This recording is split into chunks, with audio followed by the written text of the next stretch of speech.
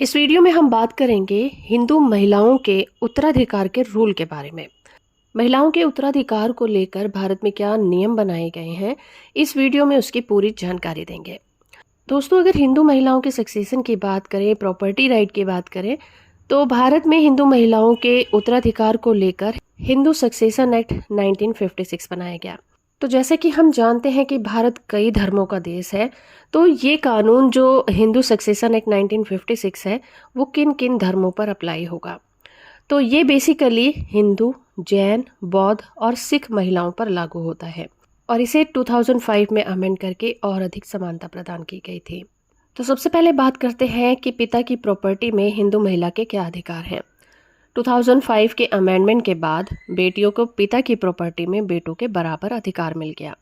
अगर पिता की मौत विल बनाए बिना यानी कि वसीयत के बिना ही हो जाती है, तो प्रॉपर्टी में बेटा और बेटी के बराबर अधिकार होंगे। लेकिन अगर फादर वसीयत बनाता है तो प्रॉपर्टी वसीयत के अनुसार डिस्ट्रीब्यूट की जाएगी।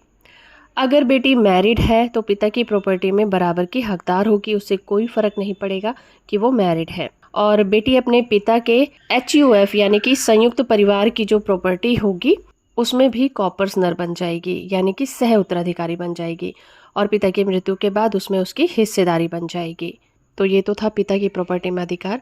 इसी तरह से अगर पति की प्रॉपर्टी में महिलाओं के हिस्से की बात करें तो पति की मौत के बाद उसकी प्रॉपर्टी कुछ इस तरह से बांटी जाती है।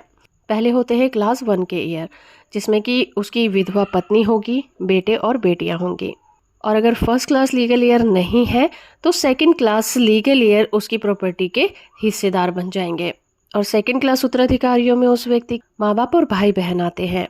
तो पति की प्रॉपर्टी से जब उसकी विधवा को अधिकार मिलते हैं तो वो उसकी पूरी तरह से ऑनर बन जाती है। वो उस प्रॉपर्टी को बेच भी सकती है, दान भी कर सकती है या उसकी वसीयत भी बना सकती है। तो आइए आप जानते हैं कि माँ की प्रॉपर्टी में बेटियों का क्या अधिकार है।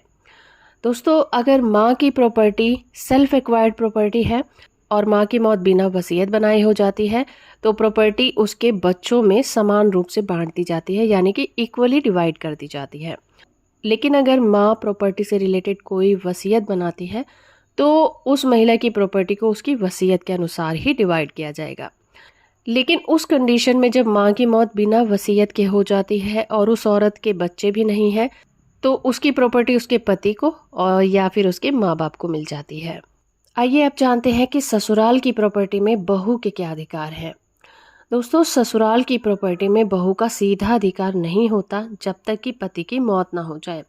पति की मौत के बाद वो पति की प्रॉपर्टी में उत्तराधिकारी बन जाती है, लेकिन ससुराल के दूसरे मेंबर की प्रॉपर्टी में उसका कोई अधिकार नहीं होता। अब जानते हैं कि एक हिंदू महिला का अपनी खुद की प्रॉपर्टी पर क्या अधिकार होता है। 2005 के अमेंडमेंट के बाद हिंदू महिला को अपनी प्रॉपर्टी पर पूरा अधिकार मिल गया। वो अपनी प्रॉपर्टी को किसी को भी वसीयत या फिर गिफ्ट के रूप से दे सकेगी। पहले उसे केवल जीवन भर संपत्ति का उपयोग करने का ही अधिकार था, लेकिन अब वो इसे पूरी तरह से खुद की प्रॉपर्टी के रूप में अपने पास रख सकती है, उसका निपटारा कर सकती है, बेच सकती है, वसीयत कर सकती है या फिर दान भी कर सकती है। इसके लिए उसे कोई नहीं रोक सकता। तो इस तरह से 2005 में जो अमेंडमेंट किए गए वो हिंदू महिलाओं के अधिकारों में बहुत बड़ा सुधार साबित हुआ था।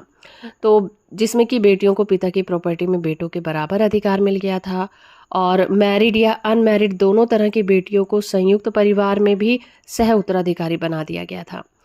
और इसके अलावा हिंदू महिला का अपनी खुद की प्रॉपर्टी पर पूरा अधिकार मिल गया। और एक बहू को ससुराल की पैतृक संपत्ति में तो अधिकार नहीं दिया गया, लेकिन पति की प्रॉपर्टी में उसे हक मिल गया। तो होप फ्रेंड कि ये वीडियो आपको इन्फॉर्मेटिव लगा होगा। वीडियो को लाइक और चैनल को सब्सक्राइब करना बिल्कुल मत भूलिएगा।